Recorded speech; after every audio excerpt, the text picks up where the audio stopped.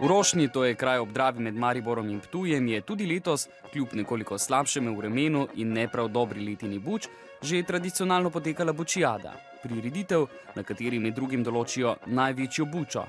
In tako je že vse od leta 2005. Prijatelja smo se odločila za bancije, samo smo kupila vsak svojo sadiko, pa smo jo posadila na svojem vrtu, pa zrasla, pa smo naredili en piknik in iz tega je potem nastalo to, kar je danes. Bi lahko rekli, da je letos dobra letina buč ali bolj slaba? Letos je bolj slabo letina buč, zato tudi ni toliko buč na tekmovanje, kot je bilo v prejšnji leti. K čemu to vi, ki se v bistvu bolj spoznate na buče, pripisujete? Ja, suša je bila, pa pozna setev tudi, tako da verjetno je to bilo to, ne. Če je pomerjanje, kdo ima največjo, najtežjo in najlepšo bučo na sporedu pozno zvečer, pa je popoldan namenjen pomerjanju v kuhanju golaža. Ste mogoče dali noter kaj od buč? Ne, to nismo, ker ne sodi v ta bograč, ampak smo pripravili tudi druge jedi oziroma gobe na več načinov.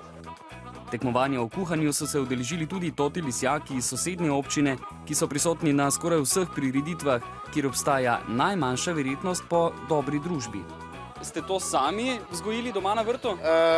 Ja, mislim, da je to delno tudi pri naših lisjakih doma, ne. To so pač zjutraj žene pobrale po vrtovih in da smo malo dekoracije naredili, ne. To v bistvu ni pa to v smislu, buč nimamo v piskri, ne. To ne.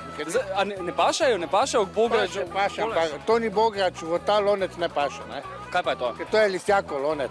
Ampak vseeno, glede na to, da je to bučijada, bi pa vseeno lahko kakšno bučko noter vrgli, ne? Kaj vete, mogoče pa je, ampak ne smem povedati, ker je to recept naš, ne, skrivne. Mogoče je celo buča, no, kaj vemo, no.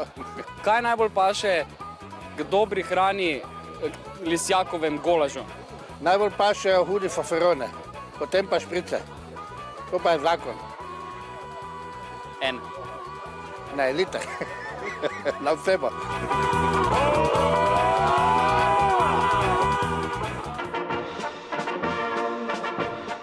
Jahting klub, pa Rošnja, kako gre to skupaj? Zelo. Drava je blizu, ne? Drava je blizu, ampak mi hodimo na Jadran. Tukaj so fajn fantje, se razumemo, z Maribora hodimo sem, ekipa odlična. Ampak prvi razlog za to, da ste prišli na bučijado, je druženje ali bučijada, morda kakšna buča tudi iz vaše strani? Ne, predvsem druženje. Buč pa ne gojite? Ne, niti slučajno, ker v centru mesta težko buče gojiti. Po dobri hrani in pijači je na vrsto prišlo merjanje in tehtanje buč, ter tako določitev največje. Zmaga je odšla v roke domačinu, zaslugo za skoraj 65-kilogramsko bučo pa gre pripisati dobremu zalivanju in posebni sorti.